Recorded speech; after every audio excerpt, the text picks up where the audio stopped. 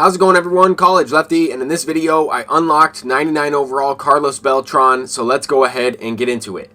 Now, in order to explain exactly how I was able to do this without going flawless in Battle Royale, without making World Series, and without really spending any money in the game, I have to go back to kind of when the game first came out. If you take a look at some of the evidence and screenshots that I'm going to take you through here, I already know that the comments are going to say, you know, get a life, get a job type of thing. Well, I just finished my job for the year. I'm a high school teacher, so I'm on summer break. And since doing that, I was able to get this guy with a lot of planning and a lot of time put into the game. But to go back in time a little bit, I bought about $50 worth of stubs when the game first came out. And that's because the developer sent me the game for free. So instead of buying it, I put $50 into the game, bought a bunch of the pre-order cards for, as you can see, 1,500, 1,600 stubs, and then I was selling those cards. Now, recently, I've invested in Geraldo Perdomo, and that was before he went upgraded to a gold card, so I'm kind of just taking you through some time. Throughout this amount of time, there was some flash sales as well, but usually during the flash sales, I'm working, and I can't really use the app. I can't go on my phone and just start buying a bunch of players. So I was able to kind of over time build up 1.6 million stubs. I was just talking about this recently, and I was also preparing for a flash sale. I pretty much sold every card that I had earned, especially after completing the Color Storm Team Affinities, right, to build up my stub count, to open up all those free packs. Talked a little bit about that in my video. Well, this screenshot was also during the flash sale. A lot of people were buying the Live Series cards, and I was not. I was buying a couple of the Live Series cards that I needed to finish off some of the collections, but I was using a lot of my 1.6 million to put into Satchel Page. As you can see, he actually dropped down even lower than what I had for that screenshot. And then as you can see here, I'm buying more of them as his price is starting to go up. I was also buying and selling Paul Skeens at the time, trying to make, 1,000 here, 1,000 there, trying to build up my stub count even further. Got a little greedy, and ended up losing a couple thousand on some Paul Skeens cards, so didn't make as much as I would have liked to there. But I also bought a ton of Satchel Page cards, probably had over 50 of them or so. As I'm buying and selling them, I'm making a profit as well. And then I sold a lot of these Satchel Page cards for not quite 14,000, but just under 12,000. That was in order to get the Carlos Beltran card, right? I know that Satchel Page card is going to be a card that people will need. That is probably going to be around 100,000 sub card late in the year. You can bookmark this video. You can come back to it in several months. But I would say by August or September, that card is going to be 100,000. Now, obviously, I don't want to wait that long to get Carlos Beltran.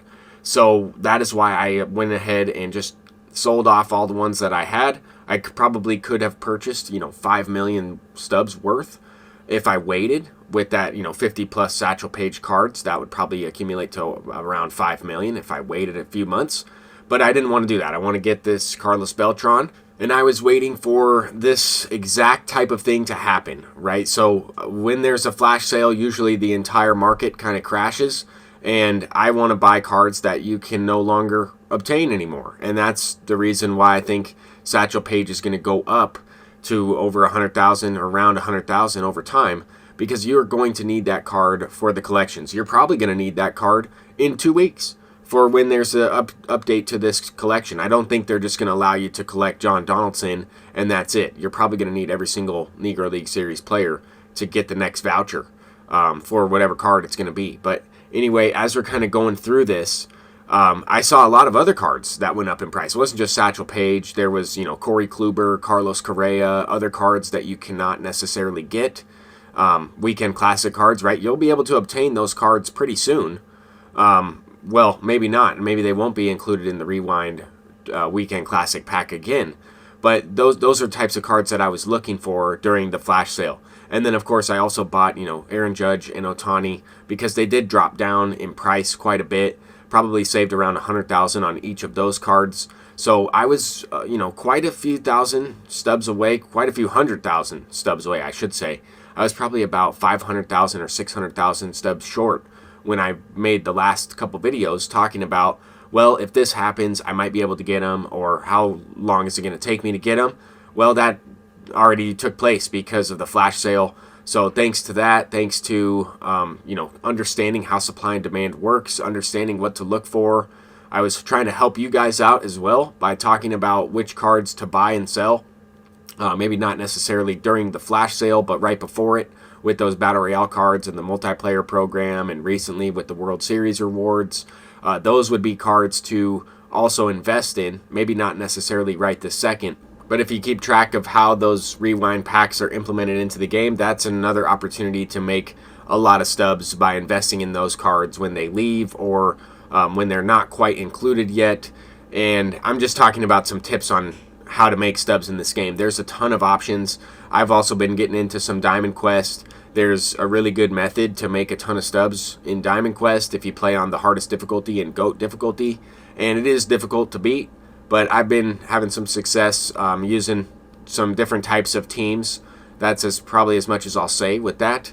I'm using some variety of different styles of teams, if that's another clue, but with that being said, the reason why I don't want to talk about it too much is because I don't want them to patch the game and take away a method that's allowing people to make a good amount of stubs, but that also affects the price and affects the value of cards on the market, affects how much money they make, so they might fix some of that stuff anyway. But I'm just saying there are tons of ways to make stubs in this game. I've really only played about 25 games of ranked seasons. A couple of those games I got disconnected, but I don't have any Battle Royale Flawless banners or any awards like that. I don't have any Weekend Classic runs where I went 6-0. I don't have any World Series players, or I wasn't grinding the program where I get 100,000 to 200,000 stubs per card. I didn't do anything crazy to get this Carlos Beltran. I just kind of timed my stub count, built up my stubs, waited for the right time, bought and chose the right players with roster updates, and bought players that I knew were going to go up in price, and kind of flipped cards that way. Didn't spend hours on the market just buying and selling silver cards or bronze cards like some people would recommend. And I think all those things that I said are good options. I think those are great ideas to do. I did go through my binder and complete like everything, or at least quick sold everything. I went through literally every stub possible to build up and obtain this type of team, but this is my current team now. It wasn't that long ago where I was using more of a budget squad, and I'm probably going to use PCA still. He's still really good. I still have more of my budget bench because I think a lot of these cards I have these guys in that spot for a certain reason. How I kind of use my bench is a little bit different than most people. I don't really use it for pinch hitters necessarily. The pinch hitters I want are already in the lineup, so the bench is used for like versatility. And then we got some of the pitchers that I'm using for boosts and whatnot. You might look at my team and be like, why is he using some of these cards? Well, I'm working my sub count back up after starting over, and I also just have some of these cards in the lineup right now because I'm pitching pretty well with them. I like the way their motion is and kind of timing up the pinpoint meter. I'm not saying that they're the best relievers. They're definitely not. But that's really going to do it for this video. I'm College Lefty, and hopefully you enjoyed some of my discussion about how I was able to unlock Carlos Beltran. Until next time, peace out.